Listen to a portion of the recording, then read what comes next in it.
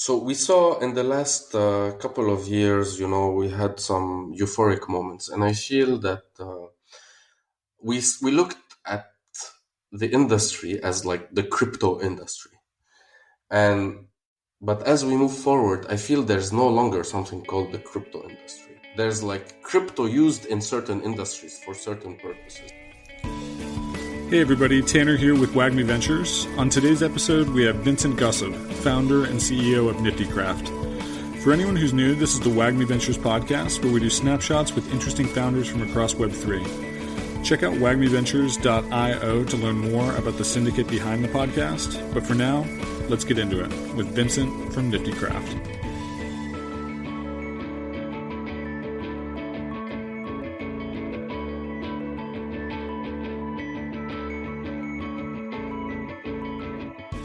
All right. Hey, everybody. I'm here today with Vincent Ghossoub, founder and CEO at NiftyCraft. Vincent, how you doing today? Great. Hey, Tanner. Thanks for having me. Yeah, man. Thanks so much for coming on the show. I think it's going to be a really interesting chat. So why don't you, here at the start, just kind of tell us a little bit more about yourself and what brought you to building NiftyCraft?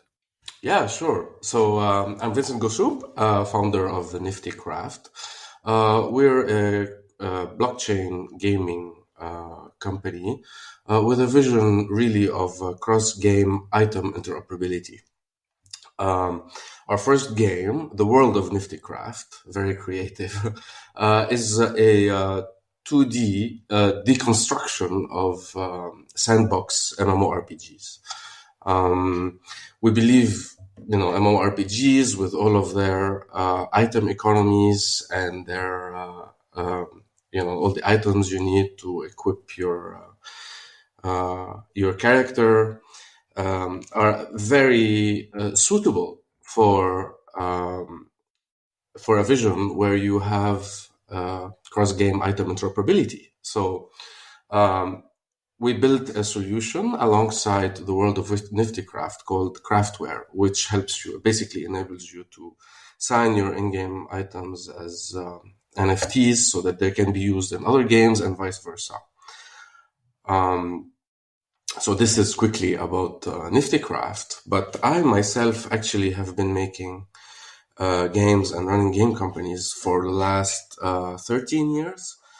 Before embarking on my NiftyCraft journey, I founded a company called Falafel Games, which basically is, as the name kind of suggests, a gaming studio targeting Arabic speakers. We did the first MMO web game, a strategy RPG with authentic Arabic content targeting Arabic speakers. That's like more than a decade ago. And really focused on free-to-play mid-core RPGs and strategy games, 4 or 5 mid-core titles, grossing about $10 million. And it was really throughout that journey that a lot of signals started to come to me about possible benefits of using the blockchain technology to improve either how we make games or how players could experience games. So one thing you should know is that when you target Arabic speakers, you get let's say like a really bad Gini coefficient. You have like a very small minority of very rich players and a very large minority of very poor players. So naturally, when you're doing mid-core RPG games and strategy games, naturally you find situations where you have a ton of gold farmers essentially trying to sell their accounts on their items to the richer player base minority. So that's like this is like a precursor to play to earn.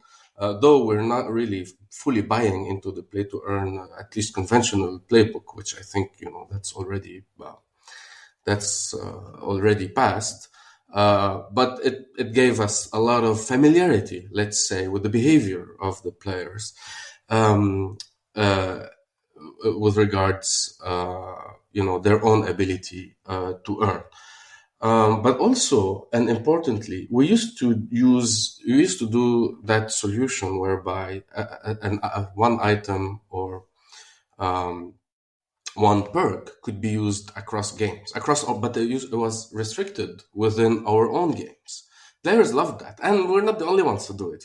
Blizzard does it. So many game companies do it. You have like the Supercell ID, and it's not rocket science. But we realized that players really loved it, and some of our players, it helped us with cross promotion, by the way, and that's the reason probably why it's one of the reasons why it's used. And some of our players started, let's say, loudly wishing that this cross usability to be available, with games other than ours. But in the old world of free to play without blockchain technology, this is really tough to do. It's like one-on-one biz dev and breaking game designs and game economies. So we completely disregarded it. But when we started like looking, my team and I, more into the what the blockchain can do, this was a really, really, really attractive point in terms of how we can make the player experience better. So going back to the world of NiftyCraft, basically it would be like a free to play game with in-app purchase, just like we used to do. With that added ability to turn your items into things and mutate their properties and whatnot into things that can be used in other games, and vice versa. We're also talking to other games so that we can ingest their own items. So yeah, generally speaking, this is what NiftyCraft is about. Sorry for the long-winded introduction. No, that's great. That's super interesting. So, I want to touch on a lot of the elements you already covered but do so in more detail.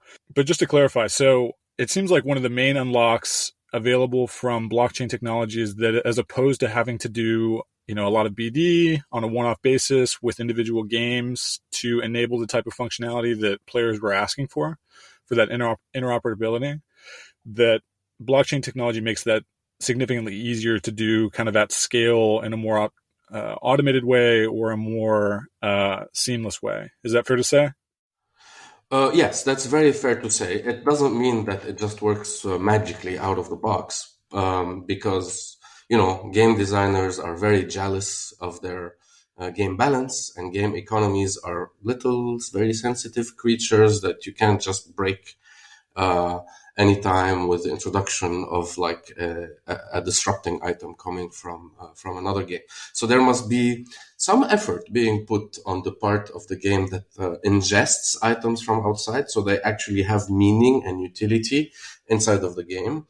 And as a trade-off to that effort, the benefit such game gets is that now they can target the holders, let's say, of the foreign objects to which they give utility inside of their game. So it's sort of like there's other benefits, but we noticed with the handful of studios we're talking interoperability with, that this is really the main attraction. Now, yeah. Sorry, continue. I cut you off. My bad. Yeah, it's okay. I lost my second, my train of thought about the second point, but it's fine. Okay, we can advance. So right here at the bat, just kind of at the start, I noticed you guys have thought a lot about sort of what the right timeline and roadmap for NiftyCraft looks like, and it's a pretty expansive roadmap. So I guess I was curious just here at the start, how did you guys think about the right way to build and release NiftyCraft in a way that best serves the players? Okay, well, that was, let's say that was a iterative and long process. We put in a lot of thought to how we want to go about building NiftyCraft and the world of NiftyCraft, and but we did put that thought as we were building, not just like in pre-production. So for a lot of things, we built first and ask later. But some of the, you can think of some of the principles that, like, let's call them, I don't know, design principles, not to sound too arrogant here, but some of the principles we carried with us were first that why blockchain? So, whenever we're thinking of something, why would we use blockchain? Now, remember, we're really at our heart a gaming team. We have got gaming DNA. That's what we used to do. That's what we know how to do. So we felt that though we participated with a lot of like gamify projects that came about really out of curiosity, we felt in a lot of cases it didn't really resonate with us. It was really DeFi plus plus disguised with a game. So we kept asking ourselves, why blockchain? And, maybe we're focused on one of the benefits of blockchain, but there's a few other options, and I'm very sure, and I know for a fact that many other studios are working on other aspects that can move game quality or game experience forward. Other design principles were, to focus on the game first and demand to the game experience first. And that really just comes from like conventional gaming, be it premium or free to play. You just really, at the end of the day, we're building a game, and you need to build a good game before you talk about its a technical angle of it that gives it a certain advantage and whatnot. You still need to do a good game. That was almost a no-brainer for us because that's the DNA we come from. And it takes a while. It takes a long time to build a game, so we cannot come up with like very aggressive timelines. You mentioned the roadmap and overly ambitious goals in unusually short periods, which is usually like the signature of crypto bros ambitions. Sure. Yeah. But having said that, there was some design requirements that we realized when you make a game for, let's call it Web3, as opposed to the old paradigm of conventional games, that impose themselves upon us, and in some cases are very good.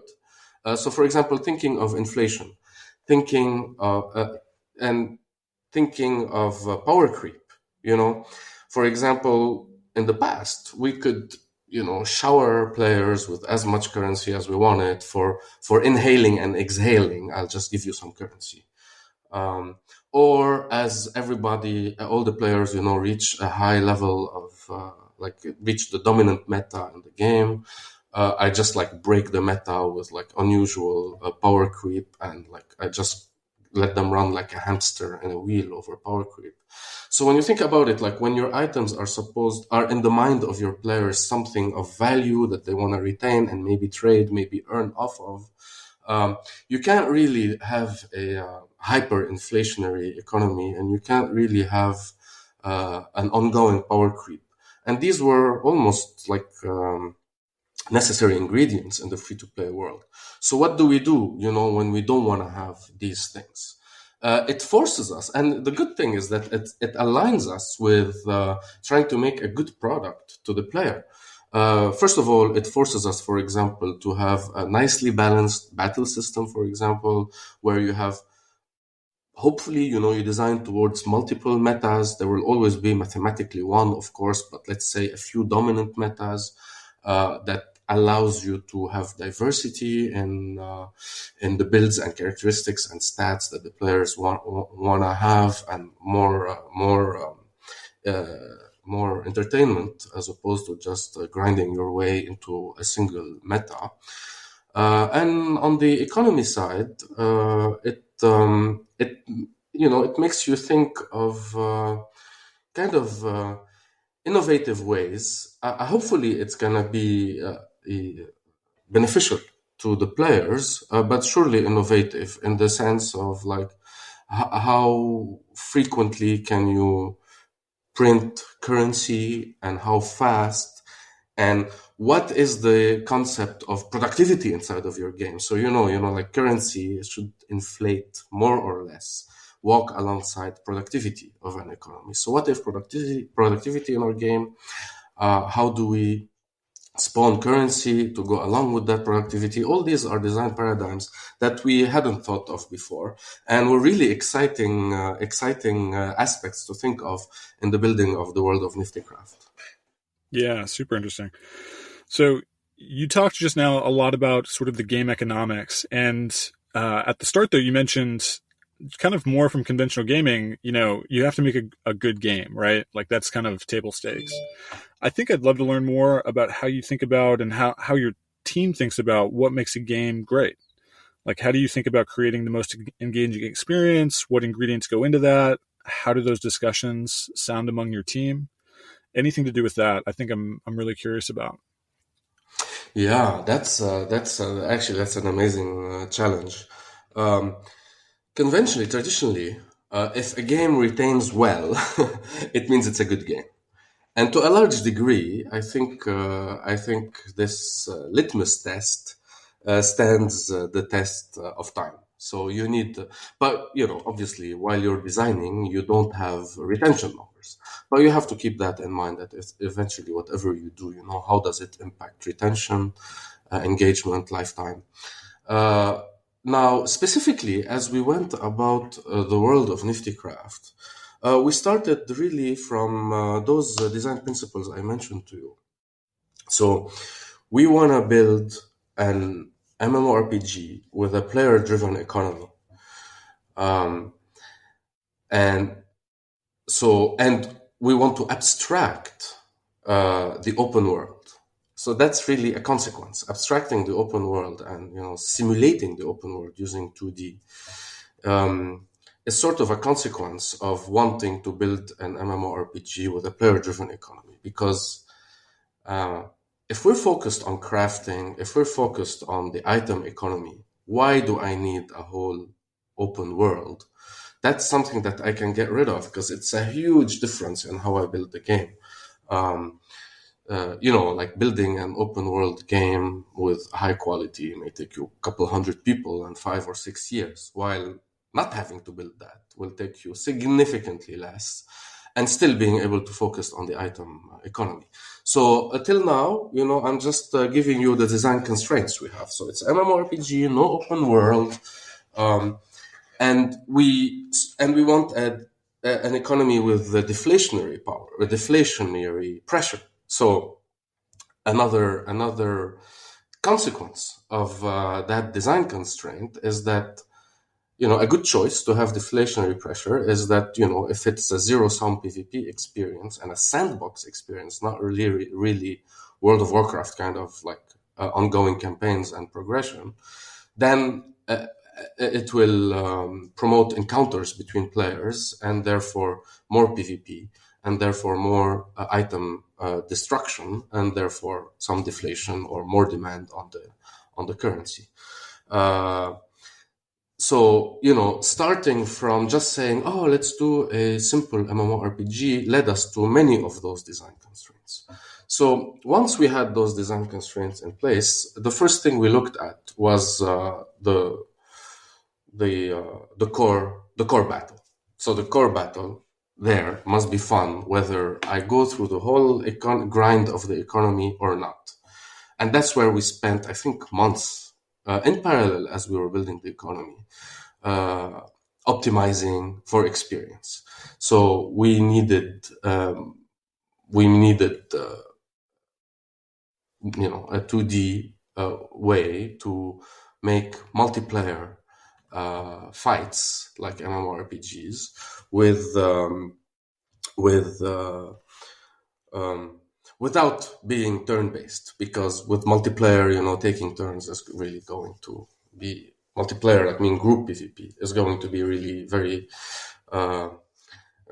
maybe boring. We decided not to have it not turn-based. So it led us Gotcha. to it really led us out of like trial and error to something that when we tried, we were hearing each other yelling and reacting with voices and, with like extreme voices. And Yeah. so we felt, okay, this was a good moment that we had there. And what we had on our hands when we reached that euphoric internal experience was actually a core battle that looked kind of like, if you know, Slay the Spire, but it's not turn-based. It's mana-based. It's like Clash Royale. So Slay the Spire meets Clash Royale with multiplayer. So it's mana-based. Your abilities, your skills fill up with time as the mana increases, and you use them, whenever you want. And at the same time, it's many versus many. So when we reached that euphoric moment, we were like, okay, now we have our finger to a good pulse. So let's try to make it even just like better. And around that battle system, we needed to develop a player-driven economy and a meta play that goes around it. And today it includes gathering, obviously crafting, because that's an important part of the whole game, and a way to map your crafted items and equipment to the skills you have in battle, and in a way that multiple modes can be played: solo PvE, solo PvP, group PvP, and solo PvP.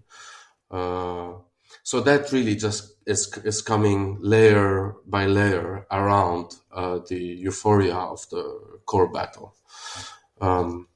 That's it's kind of like, long story short, once we identified all of our design constraints, we went about it from like the core experience with trial and error until we got to somewhere that's euphoric. Yeah, I love hearing kind of the expanded version of that, because I think I wouldn't have guessed from the outside of the process that the design constraints they do kind of take you down a particular path, and there's a more limited set of choices once you've made kind of certain upstream decisions about what type of game you're making.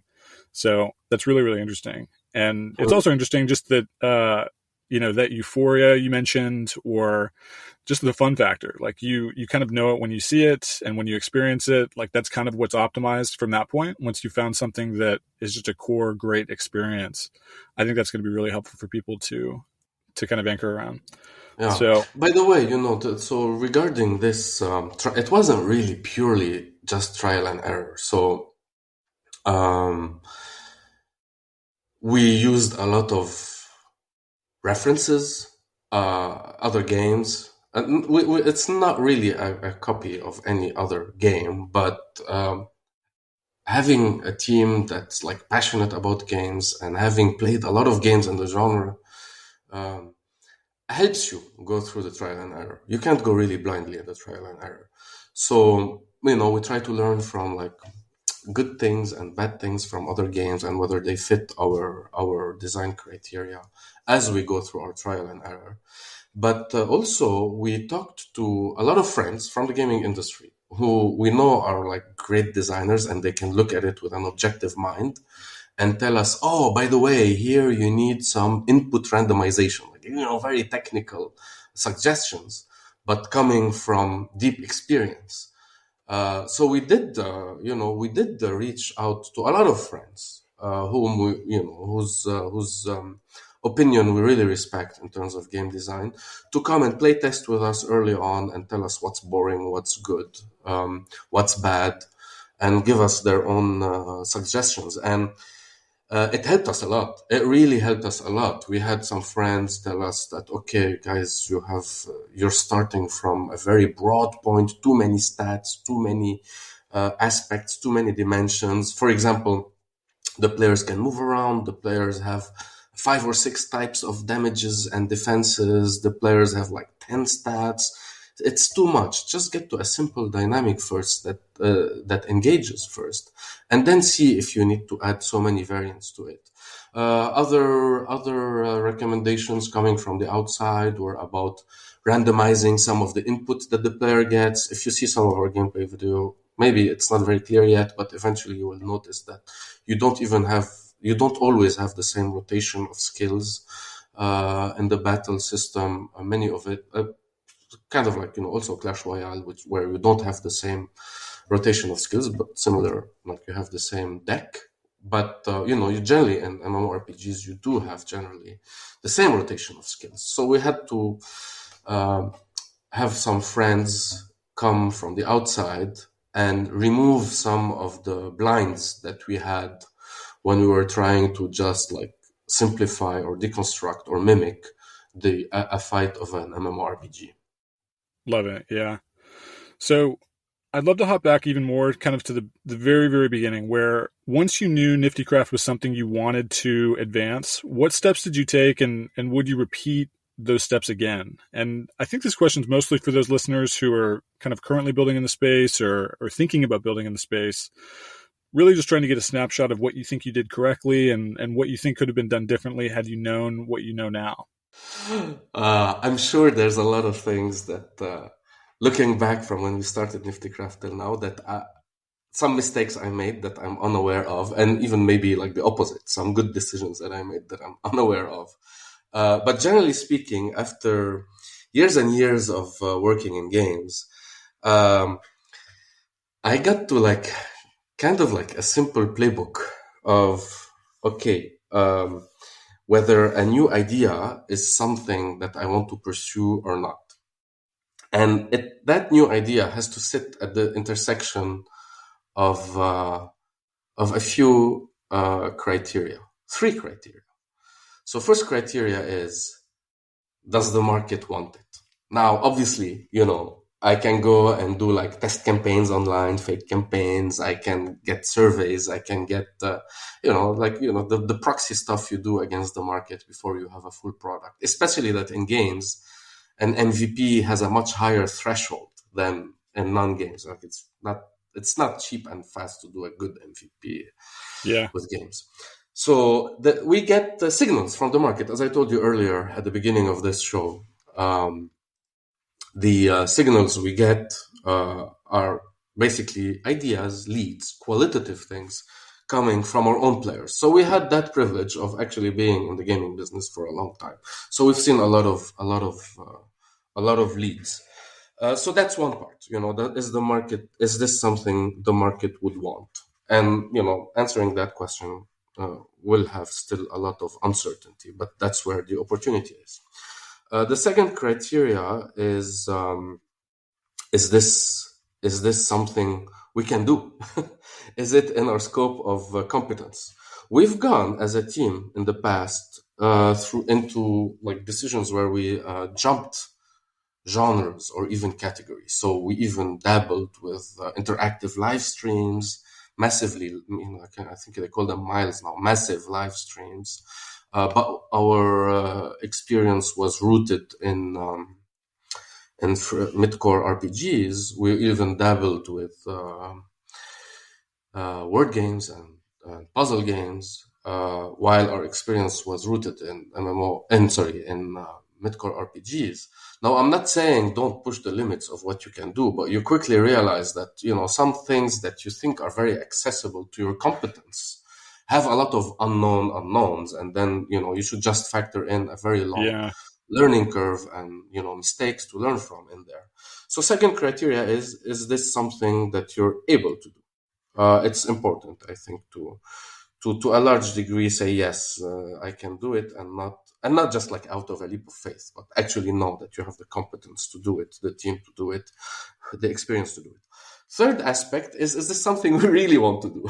Do we like it or do we not like it? Like a lot of times we get crazy ideas that, it's like, I don't know. It's really. Do you want to spend 2 to 5 to 7 to 10 years kind of building that thing? Like, does it have the legs for that? Yeah, exactly. And that's really important. Sometimes you go through entrepreneurship courses. I don't know what, and you miss this aspect. And is this something you want to do or not? So internally, we just ask ourselves, like, is this something you want to show your mom that you're doing, proudly? If it passes that test, then good, like keep working on your project. Yeah, love it. Okay, so maybe one last question here, or two last questions here. Maybe, maybe just kind of broadening that last question a bit. Where you talked a bit about some of the lessons from your direct experience and what it looked like at the very beginning and what your thinking looked like. I think I'm curious more broadly, what would your most generalizable advice be for founders building in the blockchain gaming space or GameFi, however you want to characterize it? Yeah. For other founders, like what lessons do you feel like have been most important to you, whether they were imparted or kind of hard won? What would you kind of pass along to someone who's maybe at the start of this journey? Okay. I mean, you're asking me the guru of the space. Our success is still, is still to be seen in the future. But I would say, like at least in the short couple, 1 or 2 years we've been building in the space, that really always try to remember why you're using the blockchain.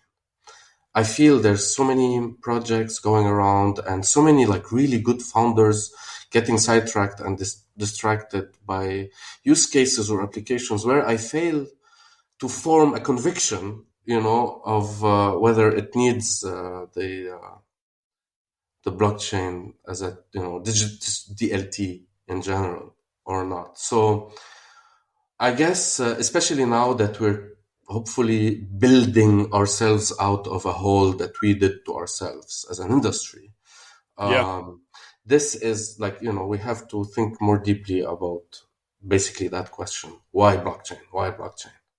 Yeah, I think that's great advice, and it's something that I've noticed has been kind of a recurring theme on this podcast, especially where people are just really wanting to ask that question sincerely of like, is the blockchain useful for enabling something that you couldn't do without it, right? Some new thing, and if not, maybe think more clearly about like why are you actually in this space. So I think that's great advice.